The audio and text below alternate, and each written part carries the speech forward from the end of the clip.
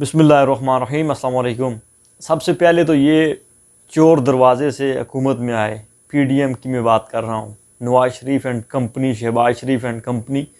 اس کے بعد یہ اب لوگوں کے دلوں میں نفرت ڈال رہے ہیں۔ یہ نفرت خیبر پختونخوا سے ہوتی ہوئی بلوچستان اور بلوچستان سے ہوتی ہوئی اب آزاد کشمیر تک پہنچ گئی ہے۔ آزاد کشمیر کے لوگ بھی ان سے اب نفرت کرنا شروع ہو چکے ہیں۔ آج کی یہ تصویر جو رکن قومی صوبائی اسمبلی ہیں صالح محمد خان، جن کا تعلق خیبر پختونخوا ہزارہ سے ہے، ان کی تصویر جو سوشل میڈیا کے اوپر گردش کر رہی ہے، اور جو انہوں نے یہ حرکت کی ہے، ہم اس کی سب سے پہلے تو مذمت کرتے ہیں، اس کے بعد ہم بات کریں گے۔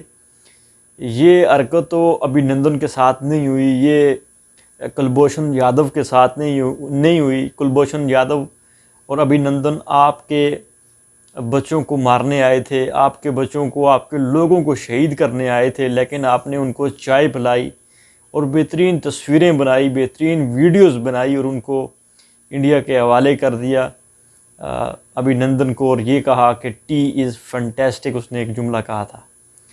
بات یہ ہے کہ اس ملک میں اپنے ہی ریاستی ادارے ان لوگوں کی تذلیل کر رہے ہیں اور نفرت پیدا ہو رہی ہے۔ یہ جو رکن ہے صوبائی اسمبلی کا، یہ کوئی معمولی شخص نہیں ہے جس کے گلے میں آپ نے تختی ڈالی ہے کہ اس نے بہت بڑا جرم کر دیا ہے۔ ایسی حرکت تو کوئی 302 کے مجرم کے ساتھ بھی نہیں کرتا ہے، جو حرکت اسلام آباد کے پولیس نے کی ہے۔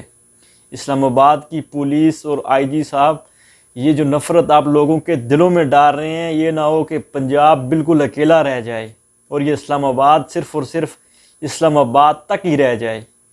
یہ جو آوازیں اب اٹھنا شروع ہو چکی ہیں، یہ ایک انقلاب کی صورت اختیار کرے گا، اور انقلاب پھر بلوچستان میں بھی آئے گا، خیبر پختونخوا میں بھی آئے گا اور آزاد کشمیر میں بھی آئے گا۔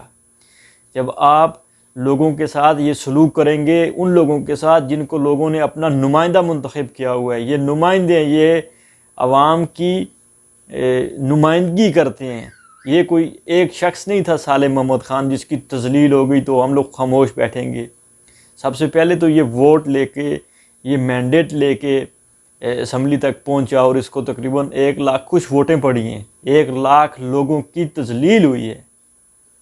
یہ جو نفرت پھیلائی جا رہی ہے، اس نفرت کو بند ہونا چاہیے، نہیں تو اسلام آباد پھر اکیلا رہ جائے گا۔ اسلام آباد میں پھر رانا ثناءاللہ جیسے لوگ رہ جائیں گے۔ بہت شکریہ۔